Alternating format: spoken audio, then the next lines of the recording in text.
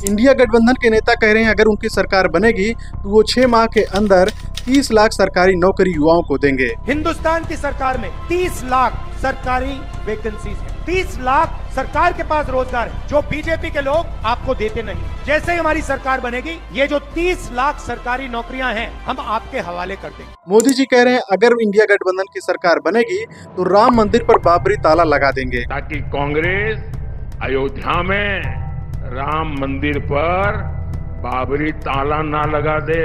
India गठबंधन भारत की सभी महिलाओं को हर साल 1 लाख रुपए देने की बात कर रहा है, तो मोदी जी कह रहे हैं कि अगर इंडिया गठबंधन की सरकार बनेगी तो ये हिंदुओं का मंगलसूत्र छीनकर मुस्लिमों को दे देंगे। माताएं बहनों के अकाउंट में लाख रुपया पहुंच जाएगा। खटाखट खटाखट खटाखट। माताओं बहनों, ये आपका मंगलसूत्र भी बचने नहीं देंगे। इंडिया गठबंधन के नेता कह रहे हैं कि हम देश के युवाओं को अप्रेंटिस करने के लिए हर साल 1 लाख रुपया उनके बैंक अकाउंट में डालेंगे। तो मोदी जी कह रहे हैं कि अगर इंडिया गठबंधन की सरकार बनेगी तो आपकी 2 भैंसों में से 1 भैंस छीनकर वो मुस्लिमों को दे देंगे। हिंदुस्तान के बेरोजगार युवाओं को पब्लिक सेक्टर में, प्राइवेट सेक्टर में, सरकारी अस्पतालों में, सरकारी कॉलेजेस यूनिवर्सिटीज में, सरकारी ऑफिसेज में 1 साल की अप्रेंटिसशिप मिलेगी, ट्रेनिंग मिलेगी और बैंक अकाउंट में महीने के 8,500 रुपए, साल के 1 लाख रुपए करोड़ों युवाओं के बैंक अकाउंट में जाएंगे। इंडिया गठबंधन वाले कह रहे हैं अगर उनकी सरकार बनेगी तो देश के सभी किसानों का कर्ज माफ कर देंगे। इंडिया गठबंधन ने तय किया है आने वाले समय में 4 जून के बाद इंडिया गठबंधन की सरकार बनेगी, हमारे किसानों का पूरा कर्ज माफ होगा। मोदी जी कह रहे हैं अगर इंडिया गठबंधन की सरकार बनेगी तो वो खेल में केवल और केवल मुस्लिमों को ही भर्ती करेंगे। मोदी जी समेत बीजेपी के सभी नेता ये नहीं कह रहे हैं कि वो सरकार में आएंगे तो क्या करेंगे, वो बस ये बता रहे हैं कि इंडिया गठबंधन वाले अगर सरकार में आएंगे तो वो हिंदुओं का सब कुछ छीनकर मुस्लिमों को दे देंगे। वो माताओं बहनों का सोने का हिसाब करेंगे, उसकी जड़ती करेंगे, जानकारी लेंगे और फिर उस संपत्ति को बांट देंगे और उनको बांटेंगे जिनको मनमोहन सिंह जी की सरकार ने कहा था कि संपत्ति पर पहला अधिकार मुसलमानों का है। मतलब कुछ भी मोदी जी को लगता है कि वो कुछ भी बोल देंगे और जनता उनकी बात को मान लेगी। हिंदू मुस्लिमों से डरकर उनकी बात को मान लेगा। कांग्रेस ने इस देश में करीब 55 साल तक शासन किया। इन 55 सालों में क्या उसने हिंदुओं का मंगलसूत्र छीनकर मुस्लिमों को दिया?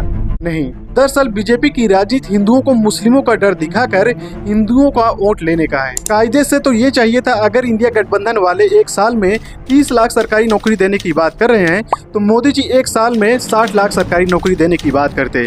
अगर इंडिया गठबंधन वाले भारत की सभी महिलाओं के खाते में हर साल 1 लाख रुपए जमा करने की बात कर रहे हैं तो मोदी जी को चाहिए था कि वो 2 लाख सालाना देने की बात करते। लेकिन नरेंद्र मोदी को पता है कि जनता उन पर विश्वास नहीं करेगी, क्योंकि पिछली बार जब उनकी सरकार बनी थी तो उन्होंने हर साल सरकारी नौकरी देने की बात की थी, लेकिन 1 लाख सरकारी नौकरी भी नहीं दी। अब मोदी जी कह रहे हैं कि अगर भारत में इंडिया गठबंधन की सरकार बनेगी तो ये राम मंदिर पर बुलडोजर चलवा देंगे।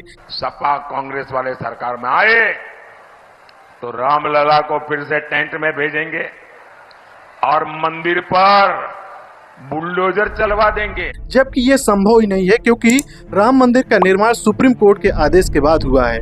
भारत में 83% युवा बेरोजगार हैं, लेकिन बड़े दुख की बात है कि बीजेपी की घोषणा पत्र में कहीं भी युवाओं को रोजगार देने की बात नहीं की गई है। सोचो, देश में भयंकर बेरोजगारी होने के बावजूद बीजेपी के नेता सरकारी नौकरी का सा बोलने के लिए तैयार नहीं है। अगर मोदी जी उद्योगपतियों का 16 लाख करोड़ का कर्ज माफ कर सकते हैं तो किसानों का कर्ज क्यों नहीं माफ कर सकते? दरअसल इन्हें गरीबों की गरीबी, युवाओं की बेरोजगारी से कोई मतलब नहीं है। इन्हें बस हिंदू मुस्लिम करके किसी तरह चुनाव जीतना है, उसके बाद अपने मित्र अडानी और अंबानी को लाभ पहुंचाना है। अपने और अपनी आने वाली पीढ़ी के बेहतर भविष्य के लिए आप महंगाई और बेरोजगारी पर वोट दें।